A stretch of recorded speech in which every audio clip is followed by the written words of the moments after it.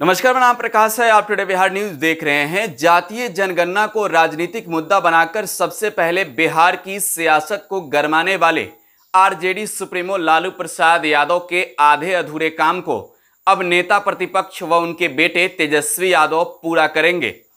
दरअसल बिहार की सियासत में जब भी जातीय जनगणना की चर्चा होती है तब आरजेडी सुप्रीमो लालू प्रसाद यादव की चर्चा जरूर होती है। आरजेडी सुप्रीमो लालू प्रसाद यादव ने सबसे पहले जातीय जनगणना को राजनीतिक मुद्दा बनाया था।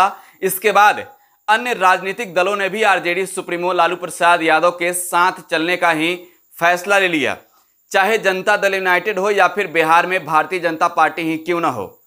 जातीय जनगणना का मुद्दा बनाकर आरजेडी सुप्रीमो लालू प्रसाद यादव ने तत्कालीन केंद्र सरकार को घेरा था, लेकिन अब उनके बेटे व बिहार के नेता प्रतिपक्ष तेजस्वी यादव भी पिता के आधे अधूरे काम को पूरा करने में जुटे हैं।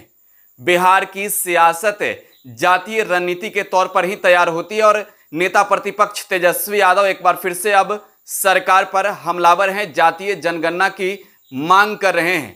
तेजस्वी अपने पिता आरजेडी सुप्रीमो लालू प्रसाद यादव के आधे अधूरे काम को पूरा करने में लगे हैं। लगातार इन दिनों जातीय जनगणना का मुद्दा उठा रहे हैं और केंद्र सरकार पर ओबीसी, एससी, एसटी के लिए हकमारी करने का आरोप लगा रहे हैं। तेजस्वी यादव ने एक बार फिर से फेसबुक पोस्ट लिखे हैं, ट्वीट लिखा है और केंद्र की नरेंद्र मोदी सरकार पर बड़ा हमला बोला है। साथ ही साथ बिहार की नीतीश सरकार को भी तेजस्वी ने निशाने पर लिया है। जातीय जनगणना की मांग को लेकर बिहार विधानसभा से 2 दफे प्रस्ताव पारित किया गया था। पहली बार साल 2019 में और दूसरी बार 27 फरवरी 2020 को विधानसभा में जब जातीय जनगणना की मांग को लेकर प्रस्ताव पेश किया गया तो सभी दलों ने इसका समर्थन भी किया था। नेता प्रतिपक्ष तेजस्वी यादव अब ट्वीट करते हुए लिखते हैं, बिहार के दोनों सदनों में बीजेपी जातीय जनगणना का समर्थन करती है, लेकिन संसद में बिहार के ही कठपुतली मात्र पिछड़े वर्ग के राज्य मंत्री से जातीय जनगणना नहीं कराने का ऐलान करवाती है। केंद्र सरकार ओबीसी की जनगणना क्यों नहीं करना चाहती है? बीजेपी को पिछड़े अति पिछड़ों से इतनी नफरत क्यों है? जनगणना में जानवरों की गिनती होती है, कुत्ता, बिल्ली, हाथी, घोड़ा, शेर, सियार, साइकिल, स्कूटर सबकी गिनती होती है। कौन किस धर्म का है, उस धर्म की संख्या कितनी है, इसकी गिनती होती है। लेकिन उस धर्म में निहित वांछित, अपेक्षित और पिछड़े समूहों की संख्या गिनने में क्या परेशानी है? उसकी गणना के लिए जनगणना किए जाने वाले फॉर्म में महज एक कॉलम जोड़ना है। इसके लिए कोई अतिरिक्त खर्च भी नहीं होगा, अर्थात सरकार पर कोई वित्तीय बोझ भी नहीं पड़ेगा। जब तक पिछड़े वर्गों की वास्तविक संख्या ज्ञात नहीं होगी तो उनके कल्याणार्थ योजनाएं कैसे बनेगी?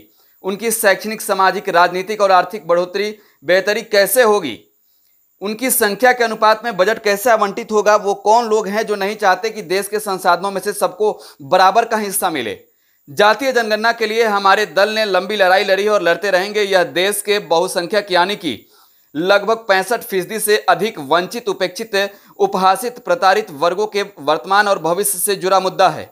मोदी सरकार पिछड़े वर्गों के हिंदुओं को क्यों नहीं गिनना चाहती है? क्या उन पिछड़े वर्गों के 70-80 करोड़ हिंदू लोग नहीं हैं?